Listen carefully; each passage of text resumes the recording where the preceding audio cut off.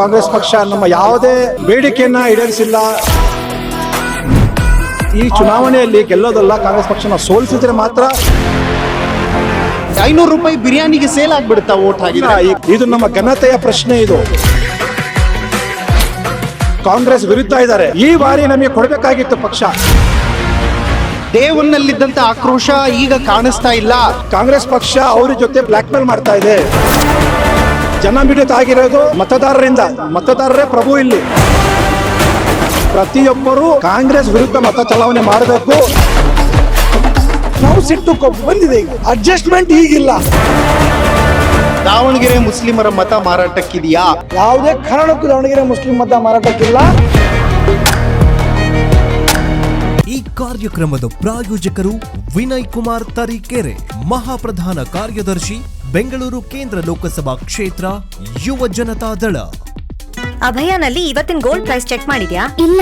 ಅಭಯಾನಲ್ಲಿ gold sale ಮಾಡು, gold interest save ಮಾಡು. 8861 ವೀಕ್ಷಕರೇ ನಮಸ್ಕಾರ, ನೀವು ನೋಡ್ತಾ ಇದ್ದೀರಾ ಹೆಲೋ ಹಿಂದೂ. ನಾನು ಸೈಯದ್ ಹಿದಾಯತ್. ಈಗಾಗಲೇ ದಾವಣಗೆರೆ ದಕ್ಷಿಣದಲ್ಲಿ ತುಂಬಾ ದೊಡ್ಡ ಪ್ರಮಾಣದಲ್ಲಿ ಫೈಟ್ ನಡೀತಾ ಇದೆ. ಸಾಲು ಮುಸಲ್ಮಾನರು ಕೂಡ ನಾಮಪತ್ರ ಸಲ್ಲಿಸಿದ್ದಾರೆ. ಆ ಪೈಕಿ 14 ಜನ ಕಣದಲ್ಲಿದ್ದಾರೆ. ಮಾತಾಡಿಸ್ತಾ ಹೋಗೋಣ ಜನರನ್ನ. ಈಗ ಅಖ್ತರ್ ರಜಾ ಅನ್ನುವಂಥ ಸರ್ಕಲ್ನಲ್ಲಿ ನಾನು ನಿಂತ್ಕೊಂಡಿದ್ದೀನಿ.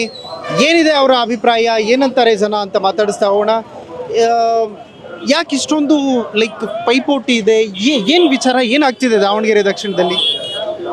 ಸರ್, ದಾವಣಗೆರೆ ದಕ್ಷಿಣ ವಿಭಾಗದಲ್ಲಿ ಈಗ ಸದ್ಯಕ್ಕೆ ಇದು ಟೈಮ್ ಬಾಂಬ್ ಇದ್ದಂಗೆ ಇದೆ ಸದ್ಯಕ್ಕೆ. ಯಾಕಂತ ಹೇಳಿದ್ರೆ ಕನಿಷ್ಠ ಭಾಳಷ್ಟು ಜನ ಇಲ್ಲಿ ಸೇರ್ಕೊಂಡಿದ್ದಾರೆ. ಅವರು ನಮ್ಮ ಸಮುದಾಯಕ್ಕೆ ಕಾಂಗ್ರೆಸ್ ಪಕ್ಷದಿಂದ ಟಿಕೆಟ್ ಕೊಡಬೇಕಾಗಿತ್ತು. ಯಾಕಂತ ಹೇಳಿದ್ರೆ ಈ ಭಾಗದಲ್ಲಿ ಕನಿಷ್ಠ ಗರಿಷ್ಠ 90,000 ಮತದಾರರಿದ್ದಾರೆ. 40 ವರ್ಷಗಳಿಂದ ನಾವು ಸತತವಾಗಿ ಪ್ರಯತ್ನ ಪಡ್ತಾ ಇದ್ವಿ. ಆದರೂ ಕೂಡ ಕಾಂಗ್ರೆಸ್ ಪಕ್ಷ ನಮ್ಮ ಯಾವುದೇ ಬೇಡಿಕೆಯನ್ನು ಈಡೇರಿಸಿಲ್ಲ, ಮನ್ನಣೆ ಹಾಕಿಲ್ಲ. ಈ ಸಲ ನಮಗೆ ದ್ರೋಹ ಬಗ್ದಿದೆ ಅಂತ ಹೇಳಿ ನಮ್ಮ ಸಮುದಾಯದಿಂದ ಕನಿಷ್ಠ 13ರಿಂದ 14 ಜನ ಕಣದಲ್ಲಿದ್ದಾರೆ. ಯಾಕಂತಂದ್ರೆ ಈ ಚುನಾವಣೆಯಲ್ಲಿ ಗೆಲ್ಲೋದಲ್ಲ, ಕಾಂಗ್ರೆಸ್ ಪಕ್ಷನ ಸೋಲಿಸಿದ್ರೆ ಮಾತ್ರ ಅವರು ಮುಂದಿನ ಬರುವ 28 ಚುನಾವಣೆಯಲ್ಲಿ ನಮಗೆ ಟಿಕೆಟ್ ಕೊಡ್ತಾರೆ ಅಂತೇಳಿ ನಾವು ಈ ಥರ ಬಂದಿದ್ದೀವಿ ಸರ್.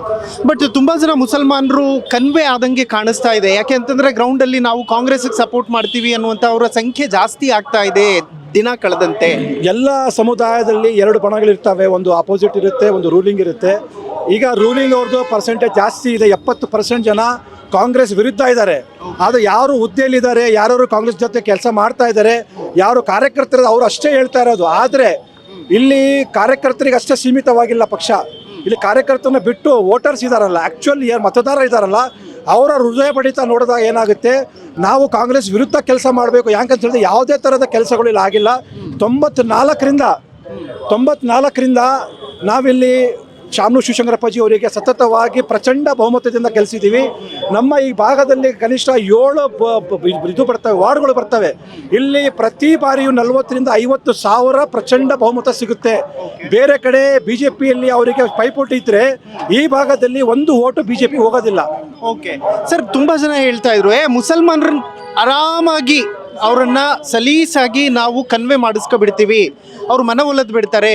500 ರೂಪಾಯಿ ನೋಟ್ ಹೊಡಿತೀವಿ, ಬಿರಿಯಾನಿ ಹೊಡಿತೀವಿ. 500 ರೂಪಾಯಿ ಬಿರಿಯಾನಿಗೆ ಸೇಲ್ ಆಗ್ಬಿಡುತ್ತಾ ವೋಟ್ ಹಾಕಿದ್ರೆ? ಈ 500 ರೂಪಾಯಿ ನೋಡಿ ಎಷ್ಟು ಜನ ಇಲ್ಲಿ ಸೇರ್ಕೊಂಡಿದ್ದಾರೆ. 500 ರೂಪಾಯಿ 1000 ರೂಪಾಯಿ ಅಲ್ಲ.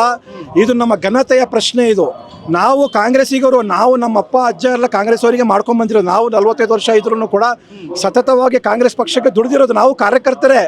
ಈ ಬಾರಿ ನಮಗೆ ಕೊಡಬೇಕಾಗಿತ್ತು ಪಕ್ಷ. ಏನಕ್ಕೆ ಕೊಡ್ಬೇಕು ಸರ್ ಮುಸಲ್ಮಾನರಿಗೆ? ನಿಮ್ಮವರೇ ಸ್ಪೀಕರ್ ಇದ್ದಾರೆ, 2 ಮಿನಿಸ್ಟರ್ ಇದ್ದಾರೆ, ಮತ್ತೆ 9 ಜನ MLA ಇದ್ದಾರೆ. ಈಗ ನೋಡಿ, ಈಗ ಜನಸಂಖ್ಯೆ ಅನುಗುಣವಾಗಿ ಅವರಿಗೆ ಮೂಲಭೂತ ಸೌಕರ್ಯನ ಕೊಡಬೇಕಂತೇಳಿ ಸಂವಿಧಾನ ಹೇಳುತ್ತೆ. ಸಂವಿಧಾನದ ಪ್ರಕಾರ ನಮ್ಮ ಜನಸಂಖ್ಯೆ ಎಷ್ಟಿದೆ ಈ ರಾಜ್ಯದಲ್ಲಿ ಅಂದರೆ ಕನಿಷ್ಠ 17% ಇದ್ದೀವಿ. 17% ಇದ್ದಾಗ ನಮಗೆ ಸರಿಯಾದ ರೀತಿಯಲ್ಲಿ ರಾಜಕೀಯ ಮನ್ನಣೆ ಸಿಗ್ತಾ ಇಲ್ಲ. ಬಟ್ ನಿಮ್ಮಲ್ಲಿ ಬಹಳ ಜನರಿಗೆ ರಾಜಕೀಯ ಮನ್ನಣೆ ಸಿಗ್ತಿಲ್ಲ ಅನ್ನೋದೇ ಇನ್ನೂ ಕೂಡ ಅರಿವೇ ಇಲ್ಲಲ್ಲ ಸರ್ ಅವ್ರಗಳಿಗೆಲ್ಲ. ಬಹಳ ಜನ, ಯಾಕೆಂತಂದ್ರೆ ನಾನು ನಾನು ಮಾತಾಡಿಸ್ತಾ ಇದ್ದೆ. ಹೋಗ್ಲಿ ಬಿಡಿ ಸರ್, ಏನು ಸ್ವಾಭಿಮಾನನ ಬಿಟ್ಟಾಕಿ ಸರ್ ಅಂತಾರೆ. ಈ ದಾವಣಗೆರೆ ದಕ್ಷಿಣದಲ್ಲಿ ನಡೀತಾ ಇರುವಂಥ ಈ ಹೋರಾಟನ ಕರ್ನಾಟಕದ ಬೇರೆ ಬೇರೆ ಜಿಲ್ಲೆಯ ಮುಸಲ್ಮಾನರು ನೋಡ್ತಾ ಇದ್ದಾರೆ, ನಿಮ್ಮ ಮೇಲೆ ನಿರೀಕ್ಷೆ ಇಟ್ಕೊಂಡಿದ್ದಾರೆ. ಒಂದು ವೇಳೆ ನಿಮ್ಮ ರಿಸಲ್ಟ್ ಪರ್ಫೆಕ್ಟ್ ಬಂದರೆ ಇದನ್ನೇ ಉದಾಹರಣೆಯಾಗಿ ಇಟ್ಕೊಂಡು ಬೇರೆ ಜಿಲ್ಲೆಗಳಲ್ಲೂ ಕೇಳೋಣ ಅಂತ ತುಂಬ ಜನ ಮುಸಲ್ಮಾನರು ನಿರೀಕ್ಷೆ ಇಟ್ಕೊಂಡಿದ್ದಾರೆ. ಅವರ ನಿರೀಕ್ಷೆನ ನೀವುಗಳು ಉಳಿಸ್ಕೊತೀರಾ ಅಥವಾ ಹೇಗೆ ಅಂತ ನನ್ನ ಪ್ರಶ್ನೆ. 100% ಈಗ ನೋಡಿ, ಇಲ್ಲಿ ಏನು ಜನ ಜಾತ್ರೆ ನಡೀತಾ ಇದೆ, ಒಂದು ತರ ಹಬ್ಬ ಇದ್ದಂಗೆ ಇದು. ಯಾವ ರೀತಿ ನಾವು ಈದ್ ರಂಜಾನಲ್ಲಿ ಮಾಡ್ತೀವಿ, ಬಕ್ರೀದಲ್ಲಿ ಮಾಡ್ತೀವಿ, ನೋಡಿ ಎಷ್ಟು ಜನ ಹುಡುಗರಲ್ಲಿ ಎಷ್ಟು ಉತ್ಸಾಹ ಇದೆ. ಇದು ಯಾಕಂತ ಹೇಳಿದ್ರೆ ನಮ್ಮ ಸಮುದಾಯದ ಜೊತೆ ಬಹಳಷ್ಟು ಕೆಟ್ಟದಾಗಿದೆ. ನಾವು ಈ ಹೋರಾಟ ಮಾಡಬೇಕು. ಬರುವ ದಿನಗಳಲ್ಲಿ ಮತ್ತೆ ನಾವು 30-40 ವರ್ಷ ಅವರ ಗುಲಾಮಗಿರಿ ಮಾಡಬಾರ್ದು ಅಂತೇಳಿ ಏನು ಮಾಡ್ತದೆ, ಎಲ್ಲರೂ ಇಲ್ಲಿ ಇದನ್ನ ಇನ್ಫ್ಲೂಯೆನ್ಸ್ ಆಗಿ ಏನು ಮಾಡ್ತದೆ, ಅವ್ರು ಸ್ವತಃ ಬಂದು ಹುಡುಗರೆಲ್ಲ ಸೇರ್ಕೊಂಡು ಆಂದೋಲನದಲ್ಲಿ ಸೇರ್ಕೊಂಡಿದ್ದಾರೆ. ಕಾಂಗ್ರೆಸ್ ಕಡೆ ಟರ್ನ್ ಆಗಿ ಬಿಡ್ತೀರಿ ಅನ್ನೋ ರೀತಿಯಲ್ಲಿ ಹೇಳ್ತಿದ್ದಾರೆ. ಆಗುತ್ತಾ, ಅದು ಸಾಧ್ಯತೆಗಳಿದೆಯಾ? ನೋಡಿ ಸರ್, ಇದು ಹೋರಾಟ ಶುರುವಾಗಿರೋದು ಜಮೀರ್ ಅಹಮದಿಂದ. ಜಮೀರ್ ಅಹಮದ್ರವರು ನಮ್ಮ ಸಮುದಾಯಕ್ಕೆ ಟಿಕೆಟ್ ಕೊಡಬೇಕು. ಇಲ್ಲಿ ಕನಿಷ್ಠ 90,000 ಮತದಾರ ಇದ್ದಾರೆ. ನಮಗೆ ಕೇವಲ ನಮ್ಮ ರಾಜ್ಯದಲ್ಲಿ ಕೇವಲ 9 ಜನ ಶಾಸಕರಿದ್ದಾರೆ. ಆದುದರಿಂದ ನಮಗೆ ಇನ್ನೊಬ್ಬ ಶಾಸಕರು ಬರಬೇಕು, ನಮಗೆ ಜನಸಂಖ್ಯೆ ಅನುಗುಣವಾಗಿ ರಾಜಕೀಯ ಲಾಭ ಬರಬೇಕಂತೇಳಿ ಹೋರಾಟ ಮಾಡಿದವರು ಜಮೀರ್ ಅಹಮದ್ ಅವರು. ಜಮೀರ್ ಅಹಮದ್ ಅವರು ಹೋರಾಟ ಮಾಡಿದ್ದಾರೆ. ಆ ಜಮೀರ್ ಅಹಮದ್ ಅವರ ಹೋರಾಟಕ್ಕೆ ನಾವು ತಕ್ಕದಾಗೆ ಅವ್ರ ಜೊತೆ ನಾವು ಸೇರ್ಕೊಂಡಿರೋದು. ಈಗ ಕಾಂಗ್ರೆಸ್ ಪಕ್ಷ ಅವ್ರ ಜೊತೆ ಬ್ಲಾಕ್ ಮೇಲ್ ಮಾಡ್ತಾ ಇದೆ. ಎಲ್ಲಿ ಸರ್ ಜಮೀರ್ ಅಹಮದ್ ಅವ್ರಿಗೆ ಮರ್ಯಾದೆ ಇಲ್ದಂಗೆ ನಡೆಸ್ಕೊಡ್ಬಿಟ್ರಲ್ಲ ಪಾಪ. ಈಗ ನೋಡಿ, ಈಗ ಮರ್ಯಾದೆ ಇಲ್ಲ ಅಂತೇಳಿ ನಾವು ಆಂದೋಲನ ಮಾಡ್ತಾ ಇರೋದು. ನಮ್ಮ ಸಮುದಾಯದ ನಾಯಕ ರಾಜೀನಾಮೆ ಕೊಟ್ಟು ಹೋಗ್ತೀನಿ ಅಂದ್ರೆ ಬಿಸಾಕಿ ಅಂದ್ರಂತಲ್ಲ. ಹೌದು, ಅದಕ್ಕೆ ರಣದೀಪ್ ಸಿಂಗ್ ಸುರ್ಜಿವಾಲಾ ಅವರು ಇಲ್ಲೇ ಇದ್ದಾರೆ, ದಾವಣಗೆರೆಯಲ್ಲಿ ಇದ್ದಾರೆ. ಅವರಿಗೆ ನಾವು ಗೋಬೇಕಂತಾನು ಘೋಷಣೆ ಕೂಗಿದೀವಿ. ಬಹಳಷ್ಟು ದೊಡ್ಡ ಮಟ್ಟದ ರಾಜಕೀಯ ನಾಯಕರನ್ನ ಗೋಬೇಕಂತ ಘೋಷಣೆ ಕೂಗಿದೀವಿ. ಅವ್ರನ್ನ ಯಾವುದೇ ಕಾರಣಕ್ಕೂ ನಮ್ಮ ಏರಿಯಾದಲ್ಲಿ ಬರಬಾರ್ದಂತೆ ಬೈಕಾಟ್ ಮಾಡಿದೀವಿ. ಬಟ್ ಯಾಕೋ ಇತ್ತೀಚಿನ ದಿನಗಳಲ್ಲಿ ಮುಸಲ್ಮಾನರಲ್ಲಿ ಡೇ ಒನ್ ನಲ್ಲಿದ್ದಂತ ಆಕ್ರೋಶ ಈಗ ಕಾಣಿಸ್ತಾ ಇಲ್ಲ. ಮುಸಲ್ಮಾನರು ಅವ್ರ ನಾಯಕರುಗಳು ಸೇಲ್ ಆಗಿಬಿಟ್ರು ಅನ್ನೋ ಕಾರಣಕ್ಕೆ ಸೈಲೆಂಟ್ ಆಗಿಬಿಟ್ರಾ ಅಂತ. ಇಲ್ಲಿ ಬರೀ ನಾಯಕರಿಗಷ್ಟೇ ಸೀಮಿತವಾಗಿಲ್ಲ. ಯಾವುದೇ ರಾಜಕೀಯ ಪಕ್ಷ ಬರೀ ರಾಜಕೀಯಕ್ಕೆ ಅಷ್ಟೇ, ರಾಜತಂತ್ರಿಕೆ ಮಾಡಿರುವ ರಾಜನಾಯಕರಿಗೆ ಅಷ್ಟೇ ಸೀಮಿತವಾಗಿಲ್ಲ.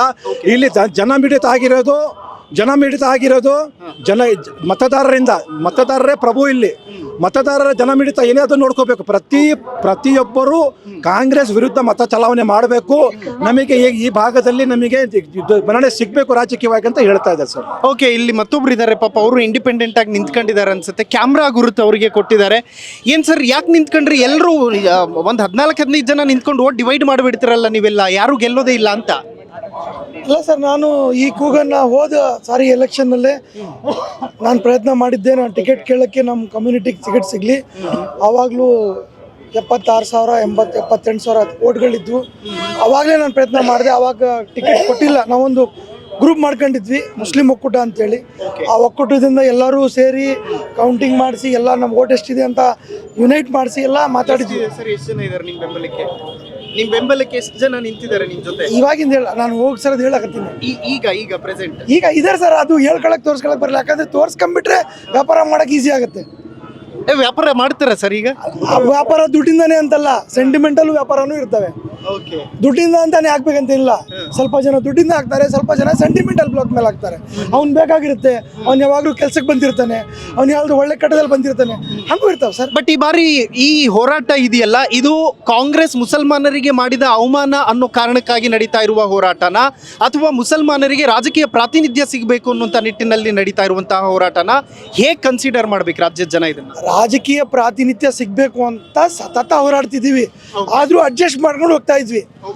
ಅಡ್ಜಸ್ಟ್ಮೆಂಟ್ ಈಗಿಲ್ಲ.